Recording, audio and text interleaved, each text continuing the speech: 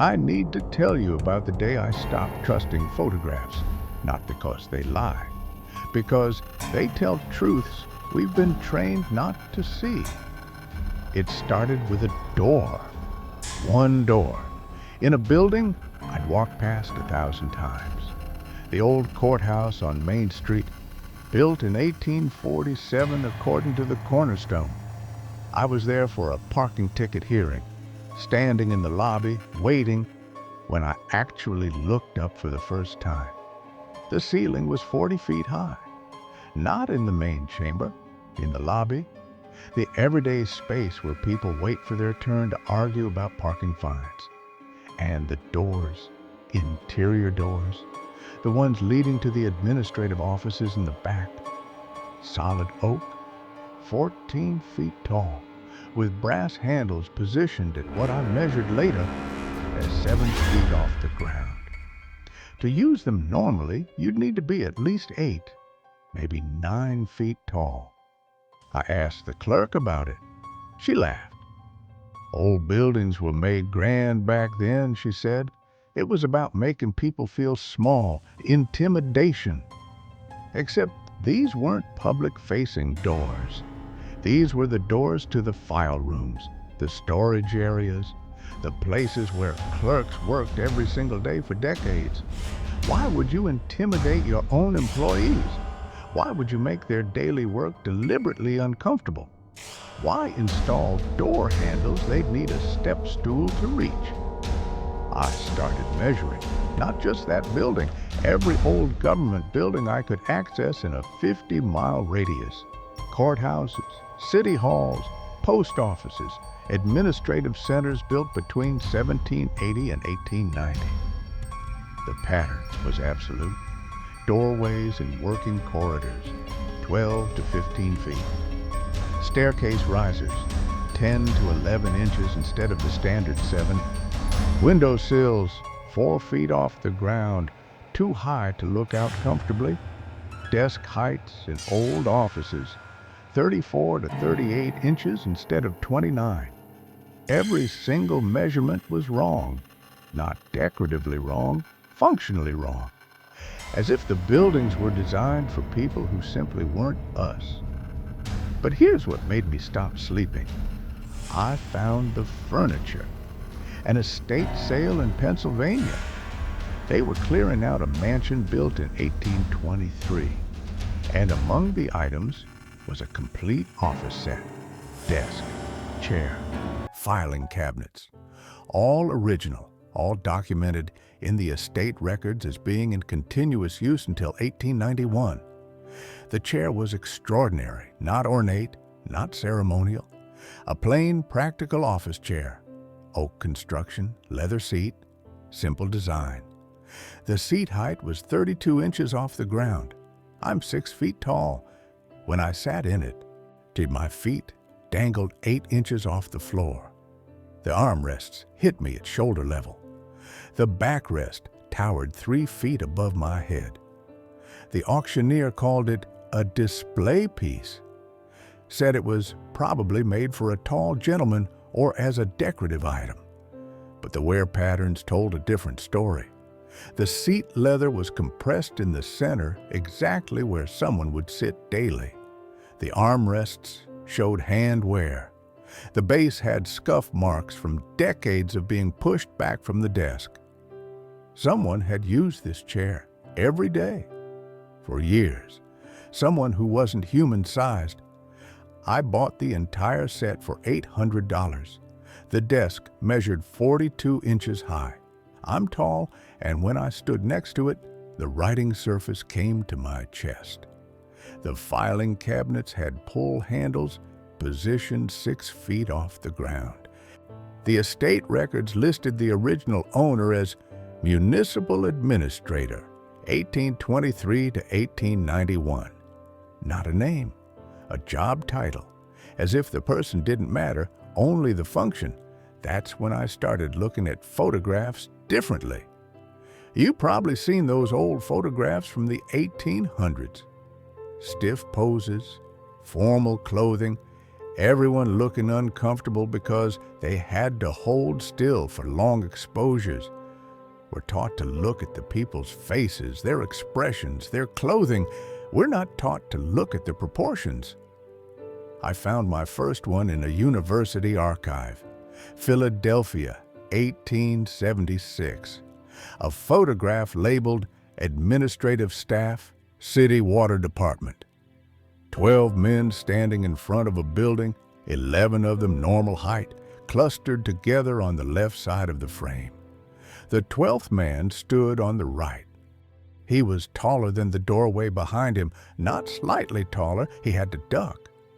His head was tilted forward, shoulders hunched, clearly accustomed to moving through a world built too small for him. The men next to him came up to his chest. But here's what stopped me cold. The other men weren't looking at him with surprise or curiosity. They were looking at him with deference. Body language doesn't lie. Every single one of them was oriented toward him, subtly shifted, giving him space. He wasn't a curiosity. He was their superior. The caption read, Director Thompson and staff. No first name, just Director Thompson. And unlike every other person in the photograph, there was no biographical information. The other 11 men had their full names, birth dates, and job titles meticulously recorded in the archive notes. And Director Thompson had nothing, as if someone had carefully removed every trace of who he actually was.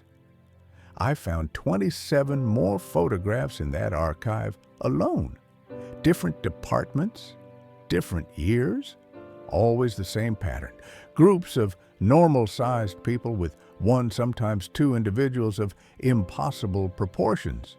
And always the giants had no names, just titles. Supervisor, director, chief engineer. The photographs dated from 1855 to 1894. Then they stopped. Not gradually, not fewer each year. They stopped completely, as if between 1894 and 1895, every single person of unusual height simply vanished, or someone decided to stop documenting them. I started traveling, archives in Boston, New York, Chicago, London, Paris, St. Petersburg. Everywhere I went, the same story. Of photographs from the mid-1800s showing individuals of extraordinary height in positions of authority, always in formal, official contexts, always labeled with titles instead of names. And always the photographs stopped in the 1890s. But the buildings remained. In Boston, there's a water treatment facility built in 1848. It's still in use, though extensively renovated. The original pump room is now a museum space. The ceiling is 50 feet high. The valve wheels are 12 feet off the ground, accessed by catwalks that were clearly added later because the original iron mounting brackets are positioned at heights that make no sense. The tour guide told me the facility was over-engineered for future expansion, but the expansion never happened. The original structure is still the core of the entire system. They just built around it. They adapted it, made it work for normal-sized humans. In London, the Thames Tunnel service passages have ceiling heights of 18 feet, not the public tunnels, the maintenance corridors, the places where workers would need to access pipes and valves daily. Why would you make a maintenance corridor nearly 3 times taller than necessary? Unless the maintenance workers weren't 6 feet tall. I interviewed a retired city engineer in Prague. He'd worked on restoration projects for historic buildings his entire career, 62 years. When I asked him about the proportions, he got very quiet. "We don't talk about it," he finally said. "We just adapt. Lower ceilings where we can, install platforms and stairs, make it work. But yes, The old buildings don't make sense. They never have. And if you dig into the records, you'll find something strange. He pulled out a folder, building permits and construction records from the 1700s and early 1800s. Page after page of detailed architectural plans, measurements, materials, timelines, but no architects' names. Look, he pointed, this is the Municipal Hall 1789. Complete specifications. But where it should say designed by, it just says traditional plan. Here, the Water Authority Building, 1823. Same thing. Standard administrative design. Same with the courthouse in Dresden, the government complex in Vienna, the administrative buildings in Budapest. All of them built to the same oversized specifications. All of them attributed to no one, as if the designs just appeared, as if someone decided we didn't need to know who actually drew the plans. I asked him if he had any theories. He looked at me for a long time. I think we inherited these buildings, he said quietly. I think we're living in someone else's infrastructure, and I think someone really doesn't want us to ask whose it was. That's when I found the excavation reports. During the construction of the New York subway system between 1900 and 1904, workers repeatedly encountered anomalies. Massive foundation stones buried far deeper than any documented construction. Tunnel systems that didn't match city records. And in 3 separate incidents, chambers containing human remains of unusual proportions. The reports are sanitized now. I found them in a construction archive that was being digitized. The original handwritten notes describe skeletons measuring between 8 and 11 feet in length, with robust skeletal structure suggesting extreme physical strength. But the typed reports that went to city officials? Remains of unknown origin, possibly animal bones, removed and discarded per standard procedure. Discarded, not studied, not documented, discarded. I found similar reports from subway construction in London, Paris, Moscow. Every time they dug deep enough, they found the same thing: skeletal remains, always described in handwritten notes as unusually large, always sanitized in official reports, always discarded. In 1908, workers building the foundation for a new courthouse in Cleveland discovered what they described as a burial chamber containing 7 individuals of massive stature, arranged in formal positions with copper tools and geometric medallions. The head contractor wrote to the city, "These remains appear to predate any known habitation of this region and deserve scholarly examination."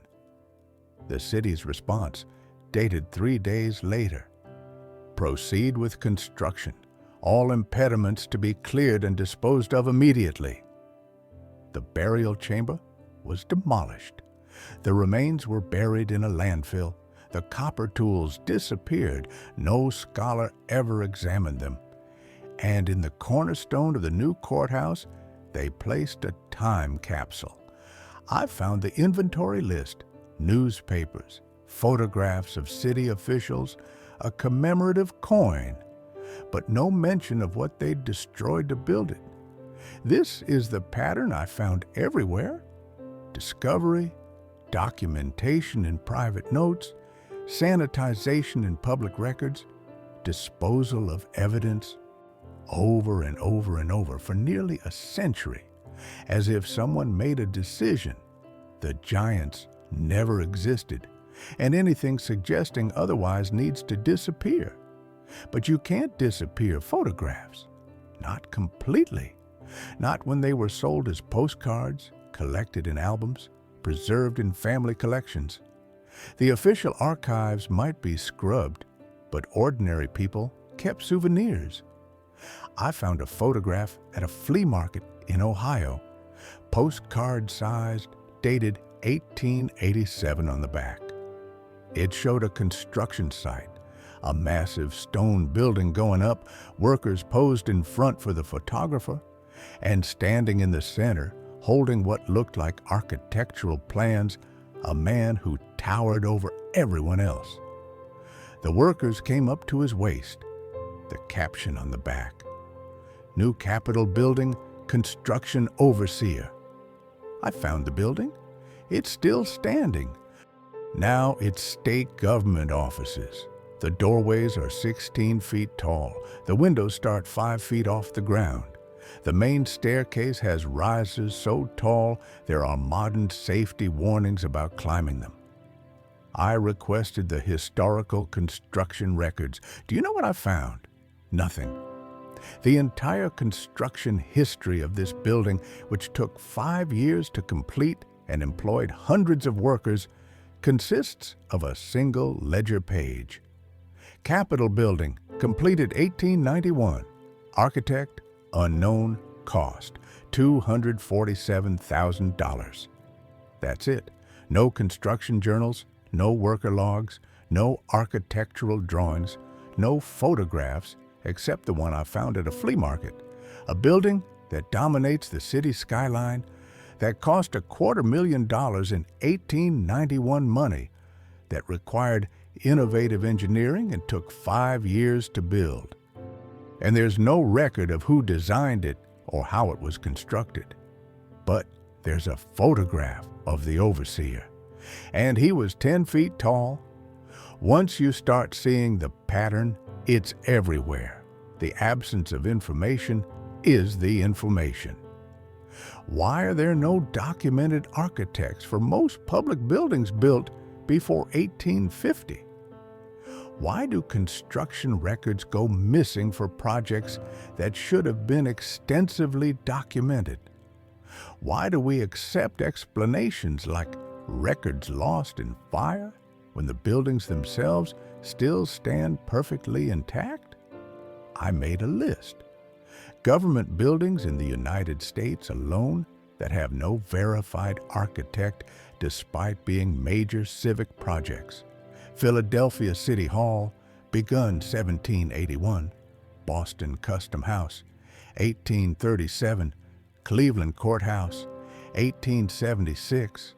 Chicago Water Tower, 1869.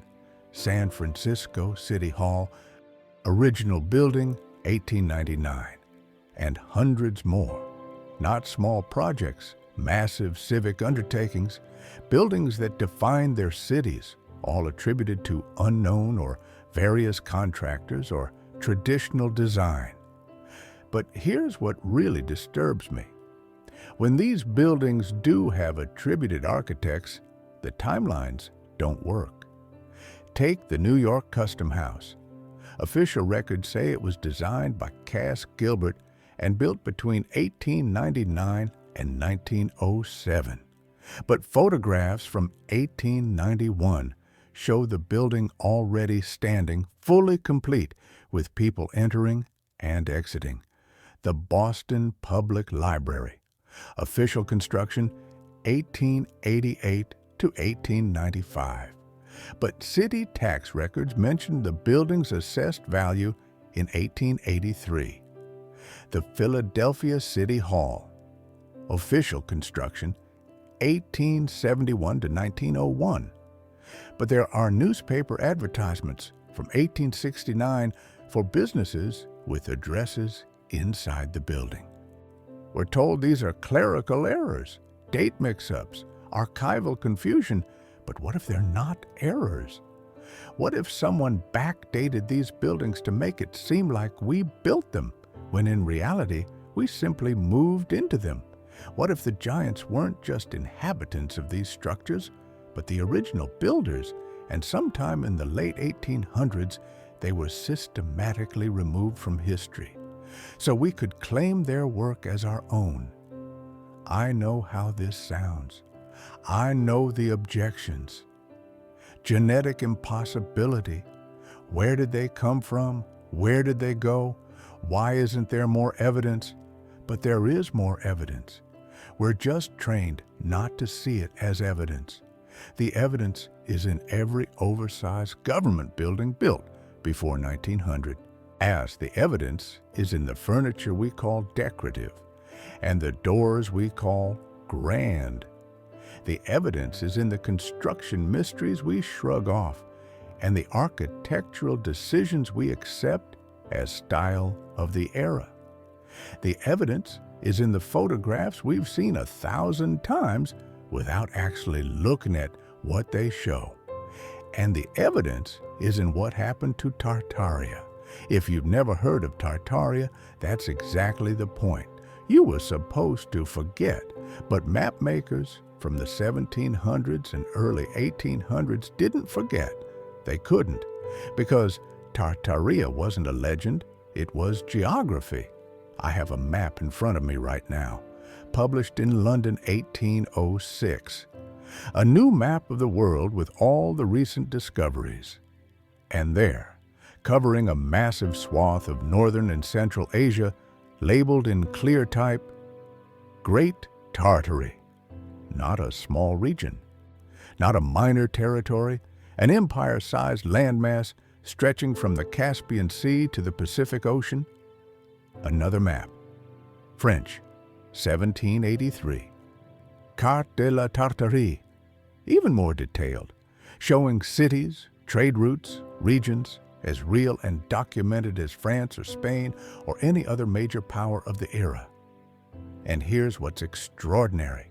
When you overlay these maps with the locations of the oversized buildings, the giant photographs, the buried skeletons, they match perfectly. Every single mysterious structure, every single photograph of individuals in administrative roles, every single unexplained excavation, they cluster along what used to be labeled as Tartarian territory or along the trade routes connecting to it. It's as if this civilization had a presence, a network, an administrative structure that spread across continents. And then, now sometime in the mid-1800s, it was systematically erased. The maps were redrawn, the buildings were relabeled, the people were written out of history. But the architecture remained, because you can't hide a building, you can only lie about who built it and why. I want to show you something that changed everything for me. There's a photograph taken in 1889 in what's now Kazakhstan.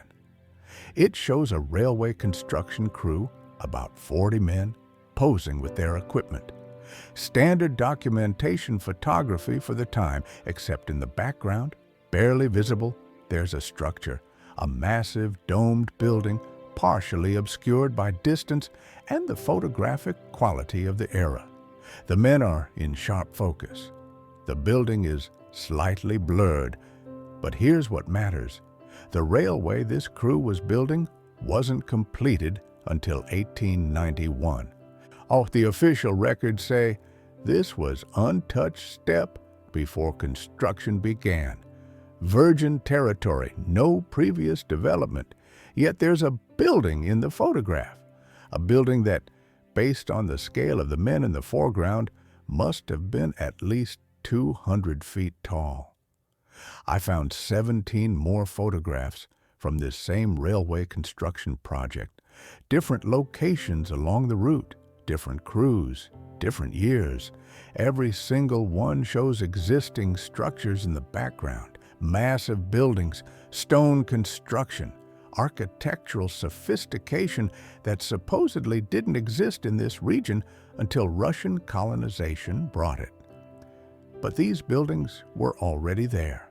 The railway wasn't pioneering new territory.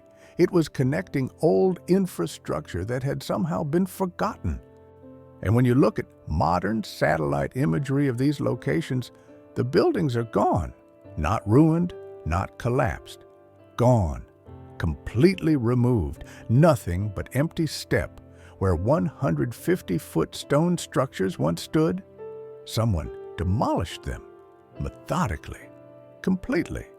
as if they were evidence that needed to disappear.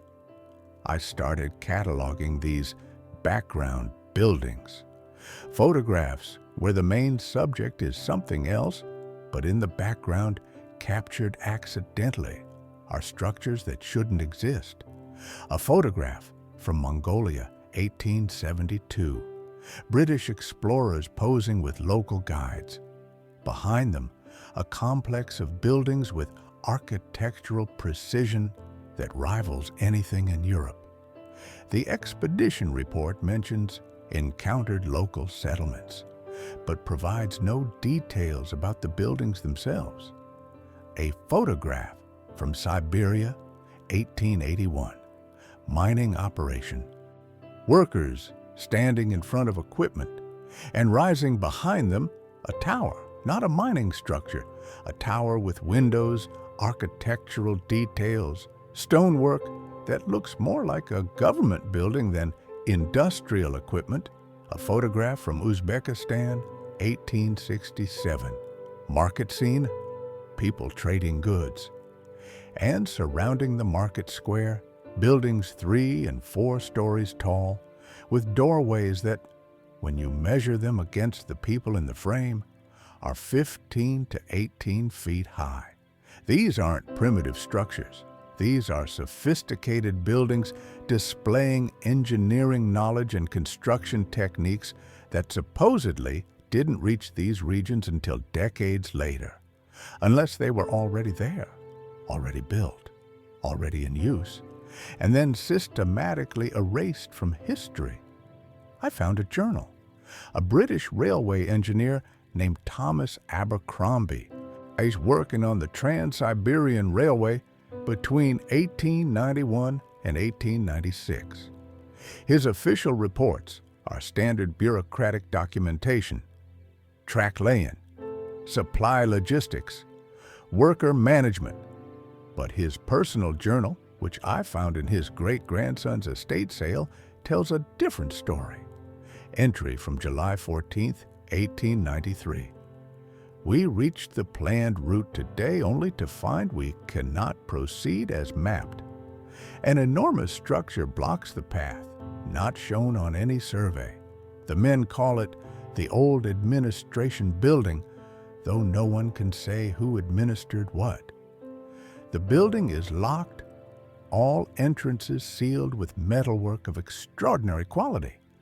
My requests to Moscow for guidance on how to proceed have gone unanswered for 3 weeks. Entry from August 2, 1893. Received orders today. The structure is to be demolished immediately. No documentation, no survey, no architectural study. Simply remove it. I protested that surely such a building warrants examination, but my superior was explicit. There is no building. You are removing an obstacle, nothing more. The men are uncomfortable with this directive, but have begun the demolition work.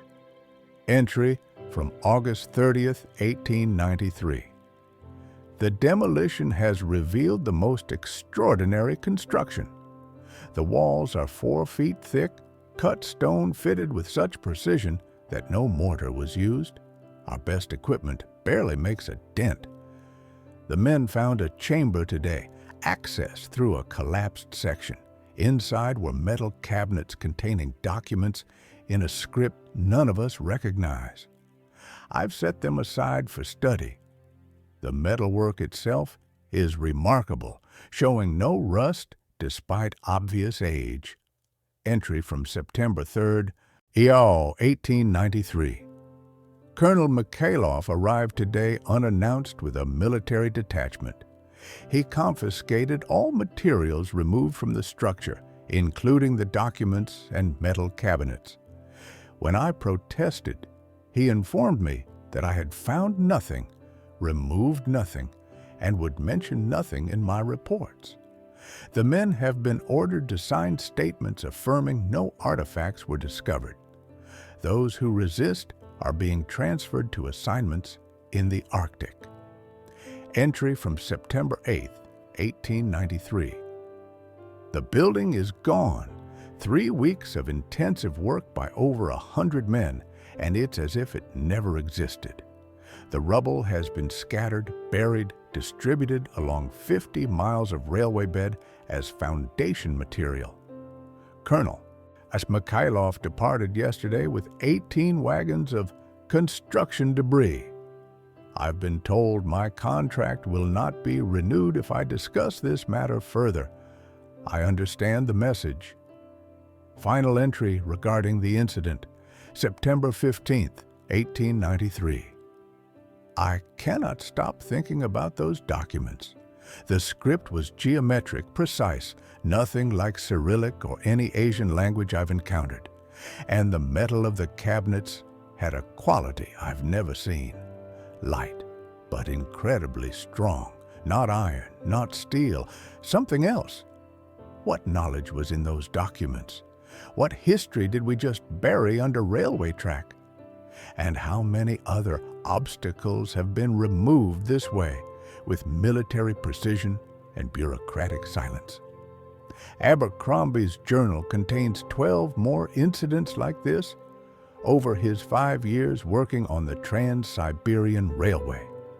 Each time, the same pattern: unexpected structure, orders to demolish, military confiscation of artifacts, threats of dismissal for those who document or discuss. And Abercrombie wasn't alone. I found similar accounts from railway engineers working in India, South America, North Africa. Everywhere European powers were expanding infrastructure in the late 1800s, engineers encountered the same thing. Sophisticated buildings that weren't supposed to be there, followed by orders to destroy them without documentation. It's as if there was a coordinated effort, a global project to erase physical evidence of whoever built the original infrastructure. But why? Why would you systematically destroy buildings that could be useful? Why demolish structures that obviously required enormous effort and skill to construct, unless using them would require acknowledging who built them, and acknowledgement was unacceptable? I keep coming back to something Abercrombie wrote in a different entry, almost as an aside. The men who work fastest on demolition are always the tallest ones. It's as if they're angry at the buildings, as if tearing them down means something personal. The tallest ones. I started looking at crew photographs from these railway projects, group shots of workers, official documentation of who was employed where, and there they are in photograph after photograph. Men of extraordinary height working on demolition crews, standing in the back rows, always in the back, as if trying to be less visible. Not construction crews, demolition crews, as if the giants weren't building anymore. They were being forced to tear down what their ancestors had built. This is where the theory gets darker, where the implications become uncomfortable. What if the giants didn't disappear?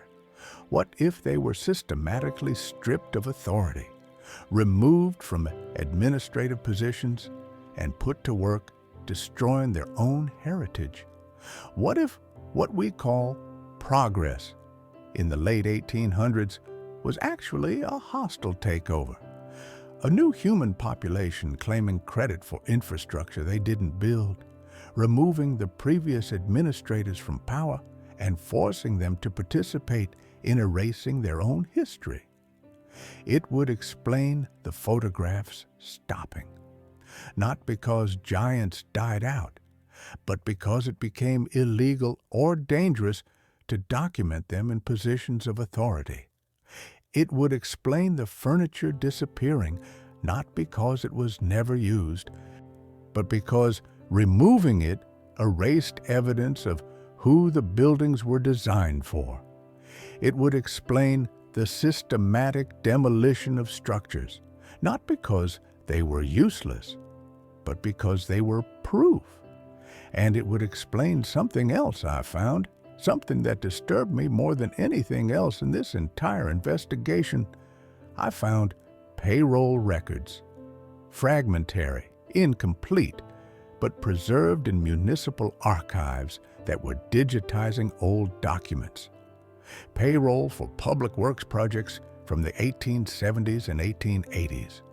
And buried in the records, coded entries. Workers paid half wages despite doing the same work as full-wage employees. The half-wage workers are never named, just numbered.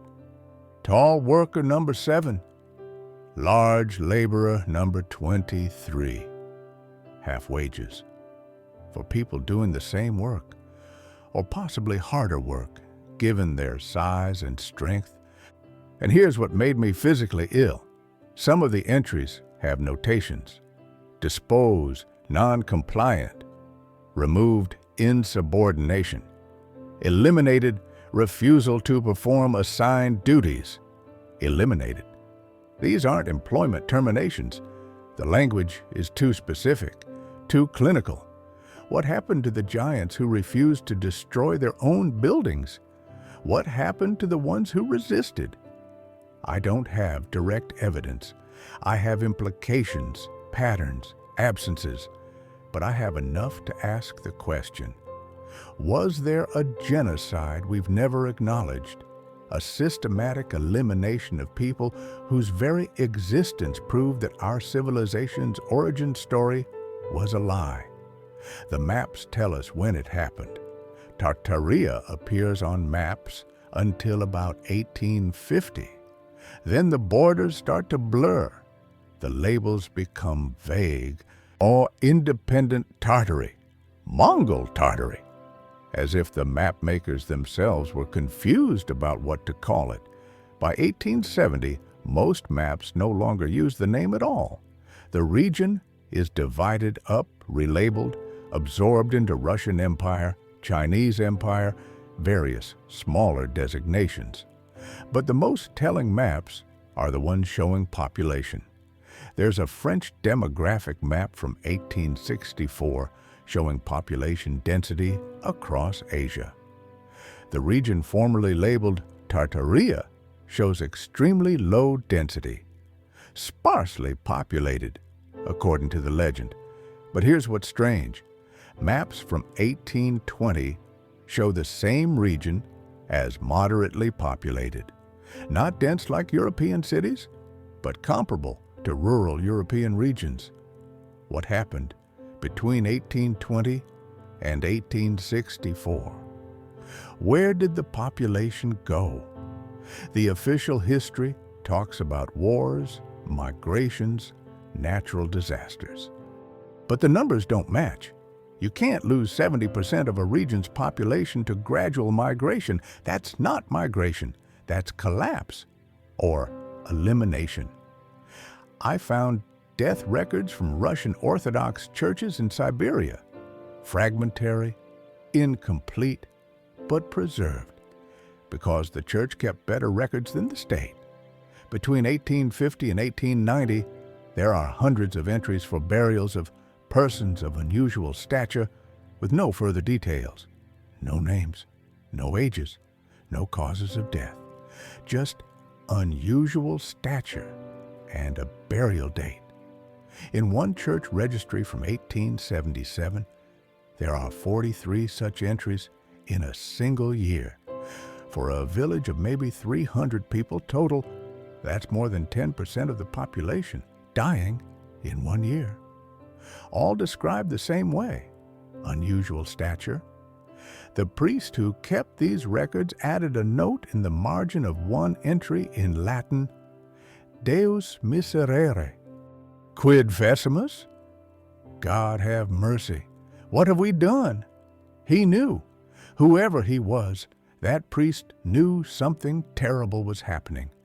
And the only protest he could make was a marginal note in a language most people couldn't read. I've found similar records in parish archives in Romania, Poland, Hungary.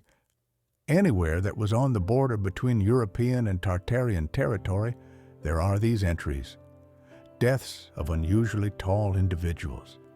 clusters of burials, marginal notes expressing horror or confusion, and then the entries stop. Not because the deaths stopped, but because someone ordered the records to stop being kept. A directive from 1891 preserved in a Polish diocesan archive. Henceforth, all baptismal marriage and death records will use standard terminology. Descriptors of physical characteristics are to be omitted. Uniformity of record keeping is essential for proper administration. Uniformity. Erase the differences. Make everyone the same on paper. And if some people don't fit the standard, well, they simply don't get recorded. Do you understand what this means? It means that by 1891, the elimination was so complete, so thorough, that they didn't even need to hide it anymore. The giants were gone. The buildings were demolished or claimed. The maps were redrawn. The records were sanitized. All that remained was to ensure that future generations would never know to ask the question. And they succeeded. For over a century, no one asked. We walked through doors built for 9-foot-tall people and called them grand. We sat in museums looking at furniture scaled for giants and called it decorative. We read about mysterious construction techniques and called them lost knowledge. We found skeletons of 8-foot humans and called them medical anomalies. We did exactly what we were trained to do. We accepted the explanations. We didn't ask why, but the evidence was always there, waiting, preserved in photographs that survived purges, in buildings too massive to completely destroy, in furniture too strange to be entirely forgotten, in maps too widely distributed to fully erase. The evidence survived because you can't rewrite everything. You can control official narratives, but you can't control every auction, every estate sale, every attic, every forgotten archive.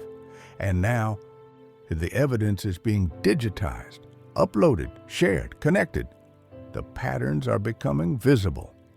I have a database now, thousands of entries. Every oversized building I can document. Every photograph showing people of unusual height. Every excavation report mentioning large skeletons. Every map showing Tartaria. Every piece of furniture, every tool, every fragment of evidence. And when you plot it all on a map, colored by date, you see the story. Before 1850, evidence everywhere. Photographs, buildings, maps, records, all concentrated in the region labeled Tartaria and spreading along trade routes. 1850 to 1890. Evidence declining, buildings being demolished, photographs becoming rarer, maps being redrawn, records being sanitized. After 1890, evidence nearly gone. Only fragments, pieces that escaped the purge, accidents of preservation. But the pattern is clear, absolute, undeniable. Something existed. Something was systematically destroyed, and we were taught to believe it never existed at all. Now ask yourself, if they lied about this, what else is a lie? If our buildings aren't ours, if our infrastructure was inherited, not invented, if our progress was actually occupation and erasure, what does that mean about everything else we've been taught?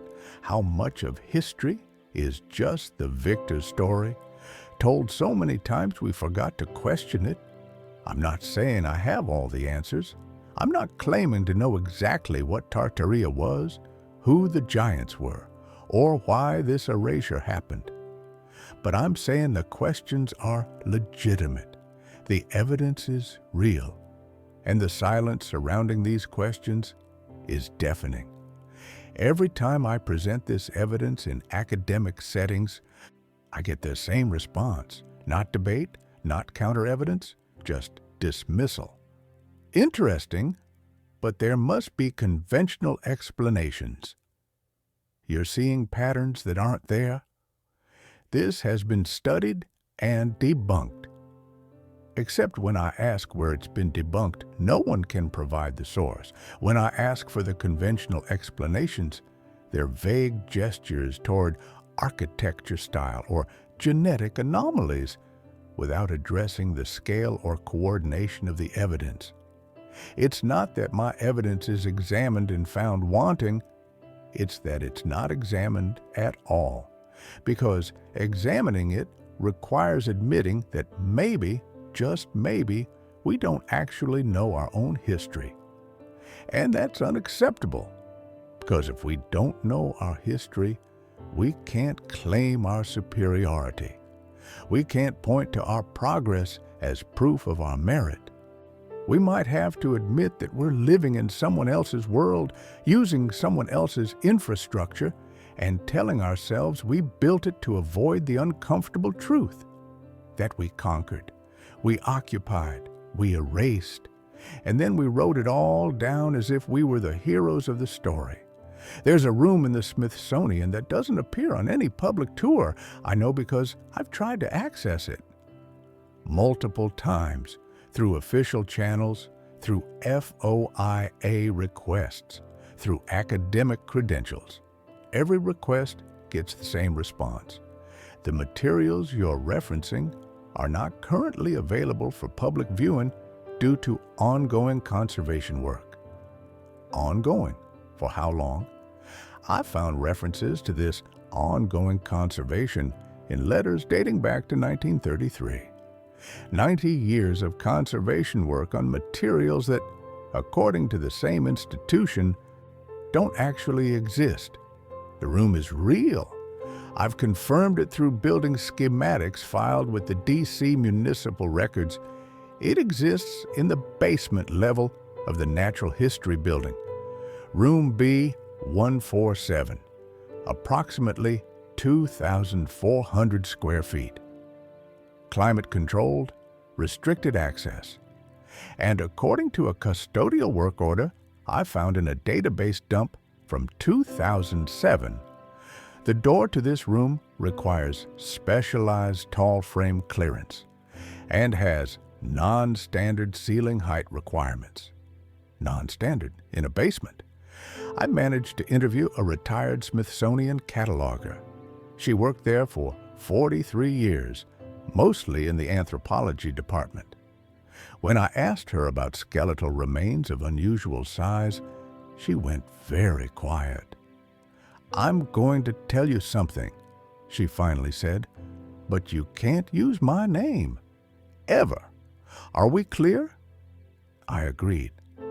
In 1978, I was tasked with creating a digital inventory of storage areas. This was early digital punch cards and mainframes, but the goal was to know what we had and where. I was given access to almost everything, almost. When I got to B-147, I was told that room was administratively closed and wouldn't be part of the inventory. I asked why. My supervisor said it was a security issue, materials related to ongoing federal investigations. Federal investigations into what? I asked. She told me to drop it, but I was young, curious. So I looked up the room's original inventory cards from the 1920s, before everything was digitized. The cards described the contents as skeletal remains of unusual proportion, origin undetermined, cataloged 1921 to 1928. There were dozens of entries, heights listed as 7 feet, 8 feet, some over 9 feet, are all described as complete or near-complete skeletons. I asked my supervisor about this, showed her the cards. She took them from me and said they were filed incorrectly, that they referred to animal remains that had been miscatalogued and later disposed of. But here's the thing. I'd been working with those catalog cards for years. I knew the handwriting. I knew the cataloging system. These weren't mistakes. These were deliberate, careful entries made by someone who knew exactly what they were documenting. A week later, I was transferred to a different department. The catalog cards disappeared from the files, and I was told very explicitly that discussing materials in administratively closed rooms would be grounds for immediate termination. She looked at me with an expression I'll never forget. I spent 43 years at that institution.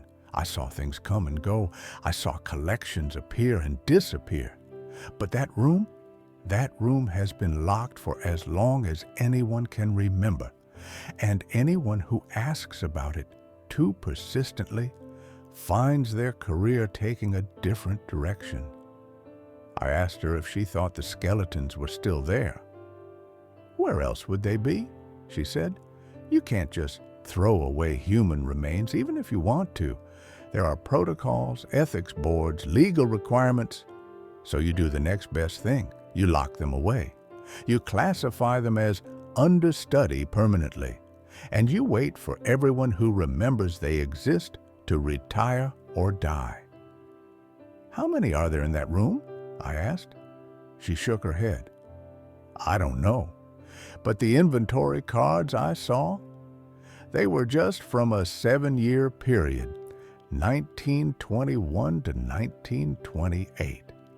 Just the acquisitions from that time. If they were collecting them before that, if they continued after, there could be hundreds. Hundreds of giant skeletons locked in a basement room for a century. And the Smithsonian's official position? No such materials exist in our collections. But the room exists. The inventory cards existed. The catalog entries existed. The only thing that doesn't exist is official acknowledgement. This is what I mean about the pattern. It's not that evidence was destroyed. That would leave traces, documentation of destruction, records of disposal. Instead, evidence was isolated, locked away, made inaccessible, and then everyone was told it doesn't exist. It's perfect, because if you ask for evidence, you're told there is none. But if you try to prove there is none by accessing the locked rooms, you're denied access because the materials are sensitive or under conservation or classified. The evidence is simultaneously non-existent and too sensitive to examine. How do you fight that?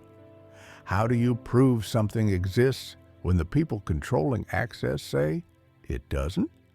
You find the leaks, the fragments that escaped containment. In 1912, the New York Times ran a story about excavations in Arizona.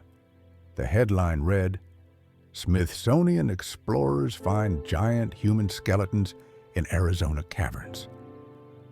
The article described a massive underground complex discovered in the Grand Canyon region, containing the mummified remains of people of gigantic stature, along with artifacts suggesting advanced civilization of unknown origin.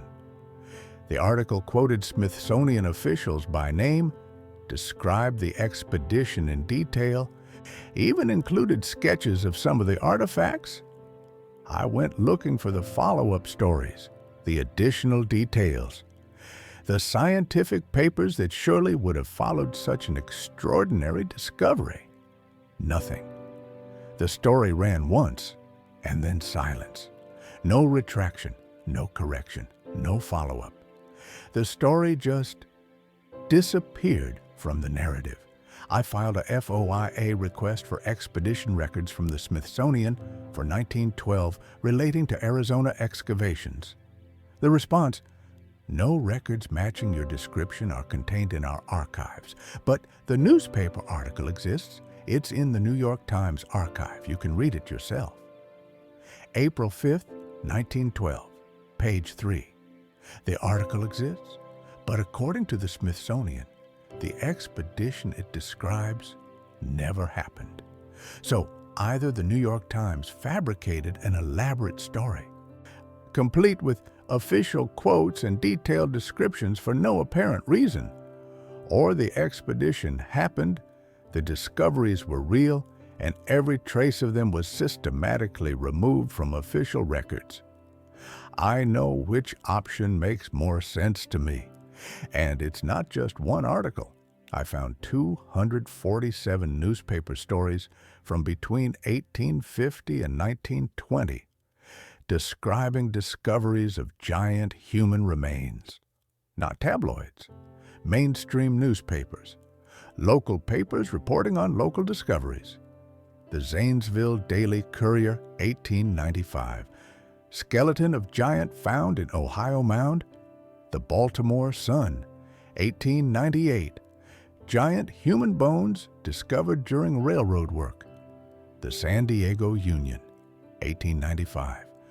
Bones of extraordinary size unearthed. The Times-Picayune, 1902. Giant skeleton discovery in Louisiana. On and on and on. Hundreds of reports, different states, different years, different circumstances, but the same pattern. Discovery reported, Smithsonian contacted or involved, then silence. What happened to all those skeletons? Where did they go? I'll tell you where I think they went. Room B 147, and rooms like it in institutions around the world. Because this wasn't just an American phenomenon. I found similar patterns in British museum records, the Louvre, the Hermitage in Russia, museums in Germany, Austria, China. Everywhere there are major natural history museums, there are stories of giant skeleton discoveries, and everywhere those skeletons seem to have been lost or misplaced or damaged beyond study. But buildings don't have hundreds of storage rooms for materials that don't exist. They don't maintain climate control for empty space. They don't restrict access to nothing. The skeletons are there, locked away, classified as non-existent. And while we're told there's no evidence, the evidence is literally being hidden from us in temperature-controlled rooms we're not allowed to enter. This is the genius of it. Most conspiracy theories fail because you can't actually hide physical evidence forever. Someone talks. Something leaks. The truth eventually emerges. But this is perfect. The evidence exists. It's just behind locked doors. And the people controlling the doors say there's nothing there. Who are you going to believe? The institutions we're taught to trust? Or your own eyes looking at newspaper articles, photographs, and building schematics that tell a different story? I started looking at this from a different angle. Instead of trying to access what's hidden, I looked at what's being actively shown. What are museums displaying? And more importantly, what are they not displaying? Every major natural history museum has extensive collections of human skeletal remains. Thousands of specimens, carefully cataloged, used for research, education, display. But look at the height distribution. Look at the statistical spread of human remains on display. It's too narrow, too perfectly clustered around modern human averages. Where are the statistical outliers? In any population, you get variation. Extremely tall individuals, even without gigantism as a medical condition, should appear in historical collections. But they don't. Museum collections show humans ranging from about 4 feet 10 inches to 6 feet 4 inches. A reasonable range, except it's too reasonable, too clean. Natural populations have more variation than that, especially historical populations that included different ethnic groups, different environmental adaptations, different genetic backgrounds. So where are the 7-foot skeletons?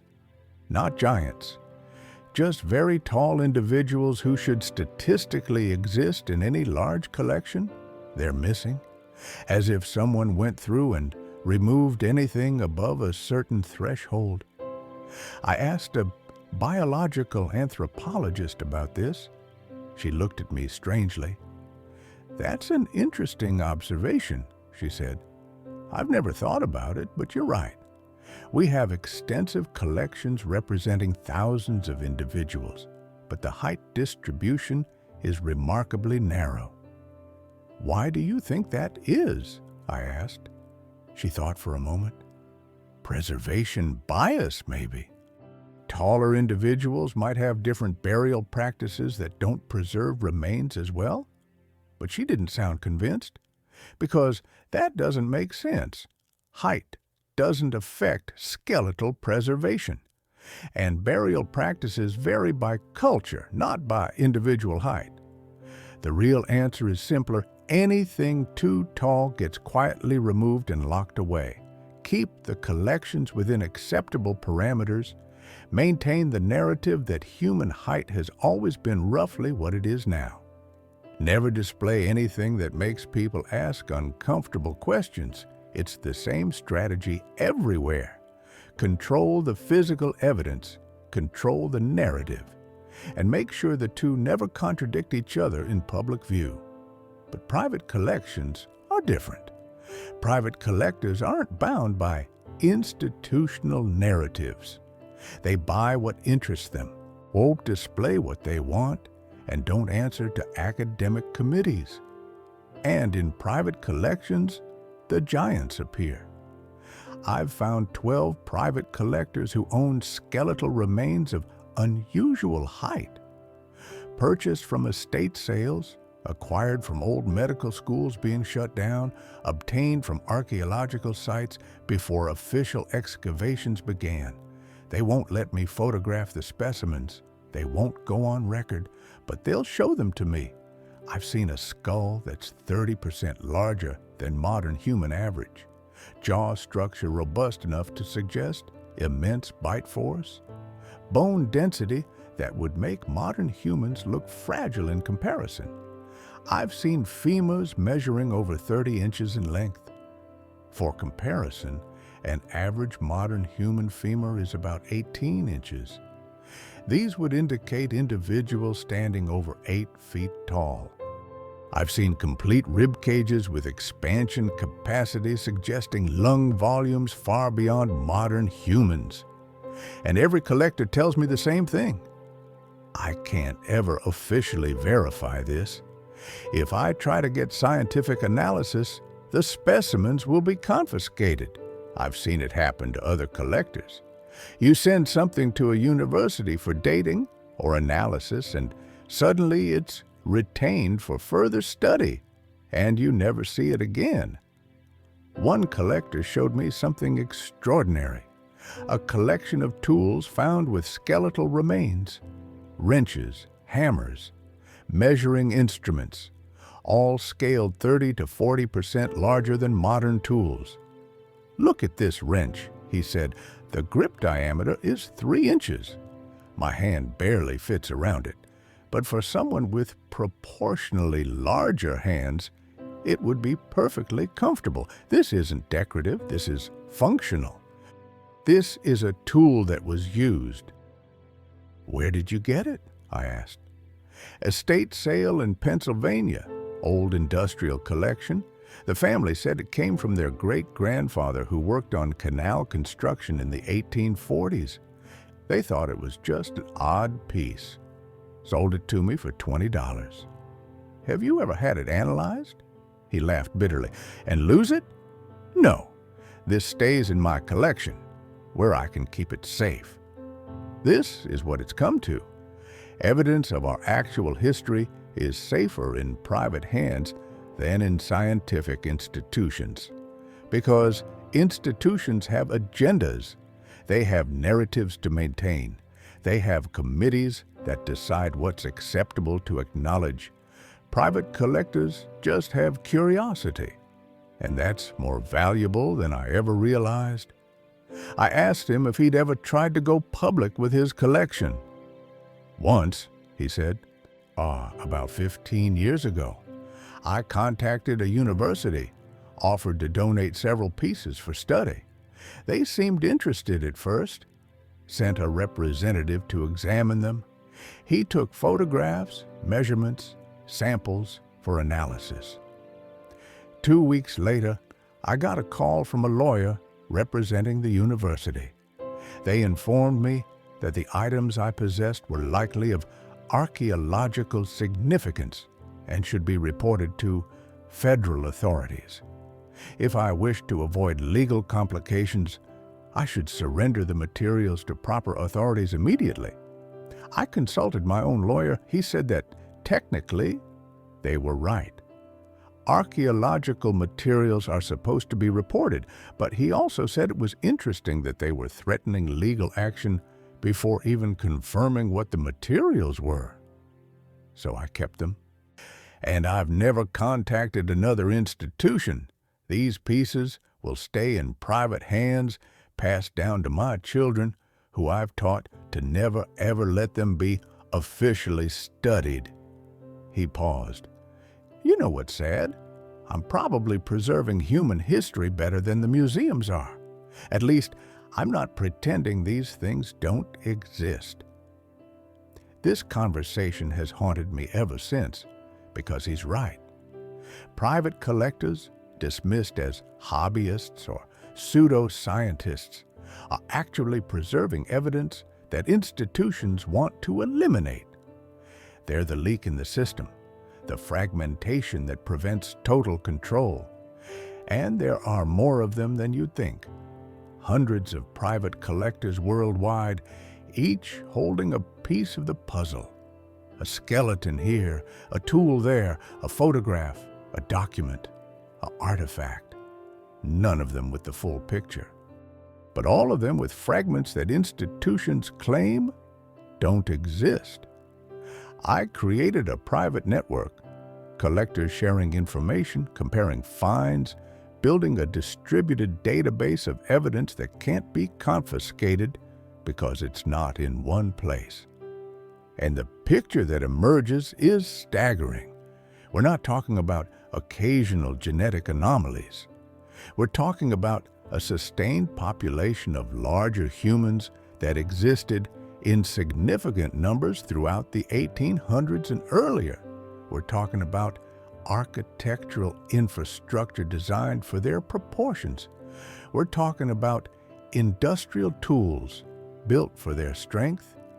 We're talking about administrative systems that employed them in positions of authority.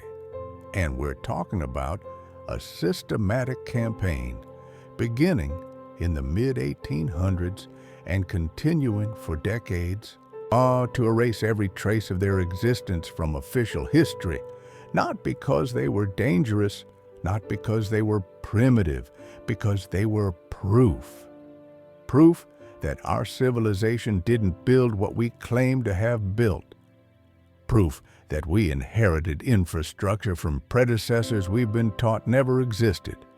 Proof that history is a lie, and maintaining that lie requires controlling the evidence, locking away the skeletons, demolishing the buildings, sanitizing the records, and dismissing anyone who asks questions. But here's what they didn't count on: the internet. For the first time in human history, information can't be fully controlled. Private collectors can share photographs, researchers can compare notes across continents, archival materials being digitized accidentally include documents that were supposed to stay buried. The control is slipping. Room B147 might still be locked, but photographs of the inventory cards are now online. The newspaper articles might have been forgotten, but digital archives made them searchable again. The private collections might be scattered, but we're connecting them, building a distributed museum of forbidden history. And every day, more evidence surfaces. More people start asking questions. More fragments connect. The pattern is too big to hide anymore. Which brings me to the question that keeps me awake at night. If they went to this much trouble to hide the giants, what else are they hiding? What other parts of our history have been carefully edited, locked away, or systematically destroyed? How much of what we think we know is real, and how much is just the story we were told? Because once you realize that major institutions lie about something this fundamental, this physical, this documentable, you can't trust anything they say without verification. And that's terrifying. But it's also liberating, because the truth is still out there, in locked rooms, in private collections, in forgotten archives, in buildings we walk past every day without really seeing. The evidence survived, despite everything, despite the purges, the classifications, the demolitions, the sanitizations. It survived because you can't erase everything. There's always something that slips through: a photograph in an attic, a tool in a barn, a skeleton in a private collection, a document in an archive no one thought to cleanse. And now those fragments are connecting. The picture is emerging. We're seeing what we were never supposed to see. Let me tell you about the moment everything crystallized for me. I was in Istanbul, 2019, visiting the Basilica Cistern, one of the city's most famous historical sites. Built in 532 AD, according to official history. A massive underground water storage facility with 336 marble columns arranged in perfect rows. The tour guide was explaining how Byzantine engineers constructed this marvel, using columns salvaged from older Roman buildings. Standard historical narrative, recycled materials, clever engineering, Roman ingenuity. But I wasn't listening to the guide. I was looking at the columns. They're not uniform. Most stand about 30 feet tall, typical for the era. But in the far corner, barely lit, barely visited, because the walkway doesn't extend that far, there are 12 columns that are different. They're 45 feet tall, not 30, 45. And the capitals, the decorative tops of the columns, they're not Roman style, they're something else. Geometric patterns I've never seen in any Roman or Byzantine architecture. Precise, almost industrial in their uniformity. I asked the guide about them. She looked confused, like no one had ever asked before. I think they're from a different building, salvaged from somewhere else. Where? I asked. I don't know. The records don't specify. The records don't specify. For 12 massive columns that are 50% taller than everything else in a UNESCO World Heritage Site, the records don't specify where they came from. I spent the next 3 days in Istanbul Municipal Archives. The Basilica Cistern has been documented extensively. Restoration records, archaeological surveys, historical studies. Hundreds of pages. Not one mention of the 12 tall columns. Not one explanation of where they came from. Not one acknowledgement that they're different from everything else in the structure. It's as if they're invisible, present but unacknowledged. Too obvious to hide, too inconvenient to explain. And that's when I understood. This is everywhere. Not just in locked museum rooms or demolished buildings in Asia, everywhere, in plain sight, in famous monuments we visit every day. The evidence isn't hidden. We're just trained not to see it. The Baalbek stones in Lebanon, 3 carved blocks weighing 800 tons each.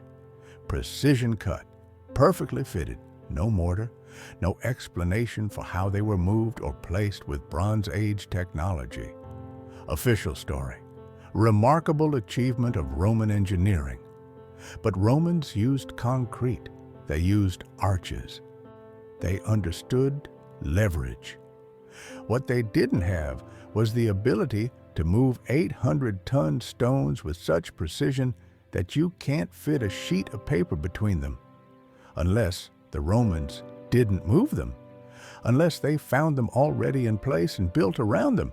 The Osirian in Egypt, supposedly built around 1200 BC as a cenotaph for Osiris. Except the construction technique is completely different from everything else from that period. Massive stone blocks, no decorations, no hieroglyphs, just raw engineering, and the stones show water erosion, deep erosion, the kind that takes thousands of years of flowing water to create. But the Osirian is in the desert. The Nile hasn't flowed at that level for over 10,000 years. Official explanation: unusual erosion patterns. No further investigation. Göbekli Tepe in Turkey, of massive stone structures with sophisticated carving and astronomical alignments, officially dated to 9,500 BC. This predates agriculture, predates civilization as we understand it, predates everything we're taught about human development. Official response: earlier than expected, but still fits general models of human progress. Except it doesn't fit at all. You can't have that level of organization, that sophisticated stonework, that astronomical knowledge without civilization, without infrastructure, without a society advanced enough to support specialized craftsmen. But acknowledging that would mean rewriting everything. So instead, Göbekli Tepe is presented as an anomaly, an exception, a surprising discovery that doesn't actually change our understanding of history because we simply redefine it as the new earliest example of what we already believed. The pattern is always the same. Find something that doesn't fit, acknowledge it exists, provide minimal explanation, move on, never let it actually challenge the narrative. And the giants fit this pattern perfectly. They existed. The photographs prove it. The buildings prove it. The furniture proves it. The tools prove it. The skeletons prove it. But acknowledging them would require answering questions we're not supposed to ask. Who were they? Where did they come from? What society did they belong to? What happened to them? And why have we been systematically taught to forget they ever existed? Those questions lead to Tartaria, and Tartaria leads to a complete re-examination of modern history, which leads to the realization that maybe our progress isn't as original as we think. Maybe we're living in the ruins of something greater, something we conquered, occupied, and claimed as our own achievement. And maybe the systematic erasure of the giants was necessary because they were living proof of what we'd taken. I know how this sounds. I know the objections. Why would every government, every institution, every academic body maintain this lie for over a century? But it's not about conspiracy in the traditional sense. It's about institutional inertia, about narratives that become too big to challenge. Think about it. You're a museum curator in 1920. Your institution has been teaching a specific version of history for decades. You receive skeletal remains that don't fit the narrative. Do you publicize them? Knowing it will make your institution look incompetent for missing this for so long? Knowing it will invalidate decades of scholarship? Knowing it will cause controversy, funding issues, political problems? Or do you quietly store them in a basement room and mark them as understudy? You make the safe choice, the politically viable choice. You preserve the institution, and the next curator makes the same choice, and the next. And before you know it, it's been a century, and the locked room is just how things have always been. No conspiracy needed, just individual people making safe choices that collectively create a massive lie. But that system only works if information is centralized, if museums control the evidence, if academic institutions control the narrative, if mainstream publishers control what gets written and taught. The internet broke that control. Now private collectors share photographs on forums. Researchers publish findings on independent websites. Digitized archives make old newspapers searchable. Building schematics get posted by municipal employees who don't realize what they're revealing. The fragments are connecting. The pattern is emerging, and no amount of institutional denial can stop it. I'll give you an example. Last month, someone posted a photograph on a forum I follow. Their grandmother's attic in rural Minnesota. In a box of old family photographs, they found a picture dated 1883. Family gathering, about 20 people. Standard Victorian-era group photo. Except in the back row, standing at the end, Oz was a man who dwarfed everyone else. The people next to him came up to his elbow.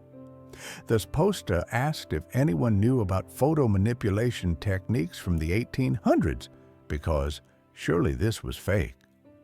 Within 6 hours, 12 other people responded with similar photographs. Different families, different locations, different years, all showing the same thing.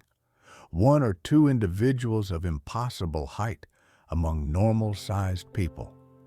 Within a week, we had cataloged 47 such photographs from family collections across North America and Europe, all from the 1850 to 1890 period, all showing giants in family contexts, not circus contexts. These weren't professional photographs taken for publicity. These were private family photos, never meant for publication, just documentation of family gatherings. And collectively, they prove something extraordinary. Giants weren't rare oddities. They were integrated into society. They had families. They attended gatherings. They were normal enough that families photographed them without special notation or explanation. This is what institutions couldn't control. Private photographs, family collections, material that never entered official channels and therefore couldn't be sanitized. And now, that material is surfacing, connecting, building an alternate historical record that institutions can't dismiss because it's too distributed, too numerous, too documented. The dam is breaking. I've been contacted by researchers from 17 countries, historians who've noticed the same patterns, archaeologists who've had findings mysteriously disappear, museum workers who've seen locked rooms, or descendants of families who owned furniture or tools they never understood. We're building a database, thousands of entries, cross-referenced, time-coded, location-mapped, creating a distributed historical record that can't be confiscated because it exists in too many places at once. And what we're finding is extraordinary. The giants weren't uniform. They came in different proportions, suggesting different genetic backgrounds or ethnic groups. They appear in photographs from Asia, Europe, Africa, the Americas, suggesting a global presence, not a localized anomaly. They occupied specific roles, administrative positions, construction oversight, technical supervision, always authority roles, always positions requiring specialized knowledge, and they disappeared systematically, not gradually through natural decline, abruptly, or through coordinated removal from positions of power, followed by elimination from historical records. This wasn't evolution, this was political. And understanding this changes everything, Because if giants existed in positions of authority across a global civilization we've been taught never existed, then our entire understanding of modern history is wrong. The Age of Enlightenment wasn't enlightenment. It was occupation. The Industrial Revolution wasn't invention. It was adaptation of existing infrastructure. The colonial expansion wasn't bringing civilization to primitive peoples. It was destroying advanced civilizations and claiming their achievements. Our entire narrative of progress is built on erasing what came before and pretending we invented it. And the giants had to be erased because they were the most visible evidence of what we'd taken. You can claim buildings were always designed for grandeur. You can claim tools were decorative. You can claim skeletal remains were genetic anomalies. But you can't claim photographs lie. Not when you have hundreds of them. Not when they're from private collections, taken in family contexts, showing giants as normal members of society. The photographs are the smoking gun, the evidence that survived because it was too distributed to completely control. And now they're online, shared, compared, analyzed, building a case that no amount of institutional denial can refute. So what do we do with this information? I'm not calling for revolution. I'm not claiming to have all the answers.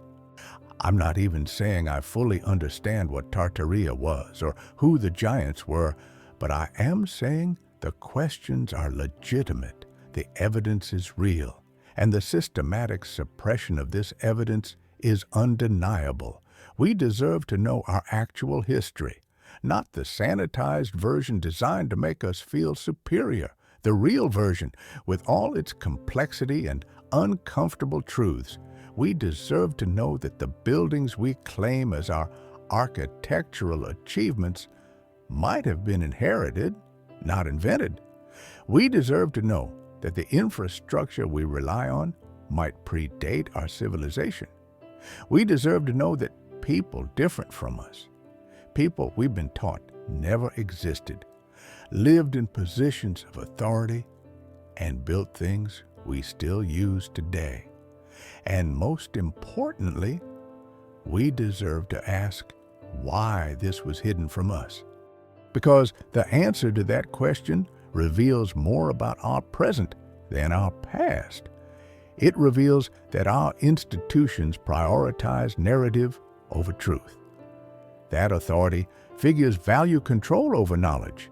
That expertise is often just gatekeeping designed to prevent uncomfortable questions. And once you see that pattern in history, you start seeing it everywhere, in how scientific findings that challenge mainstream theories get buried or dismissed, in how archaeological discoveries that don't fit established timelines get re-evaluated until they do, in how whistleblowers who reveal inconvenient truths get discredited and silenced. The pattern isn't unique to giants or Tartaria. It's the fundamental operating procedure of institutions that care more about maintaining their authority than discovering truth.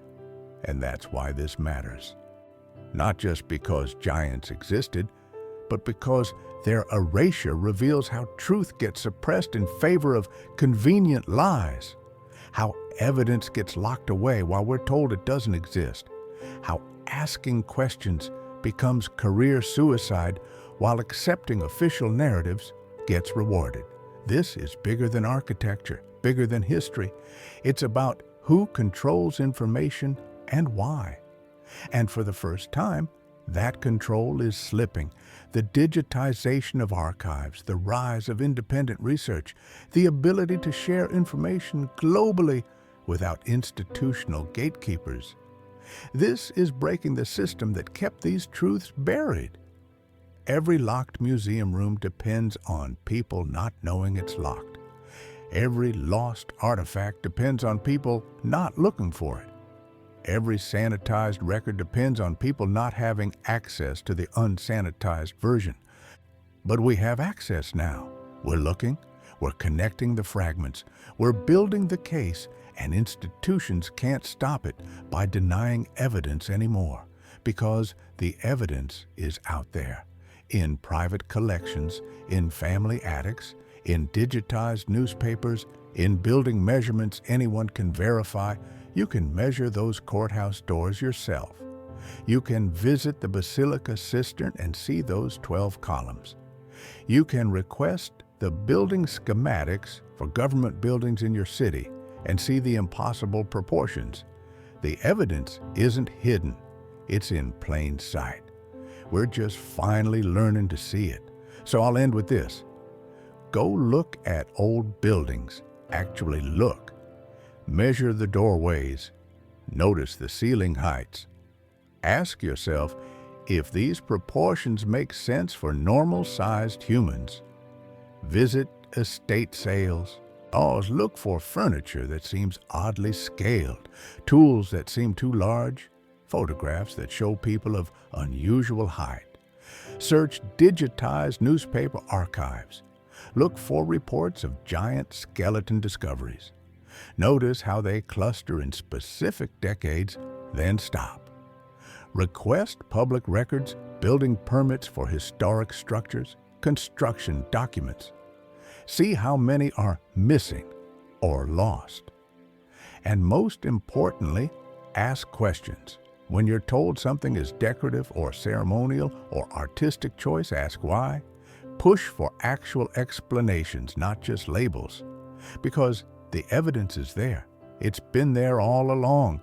We've just been trained not to see it. But once you see it, you can't unsee it.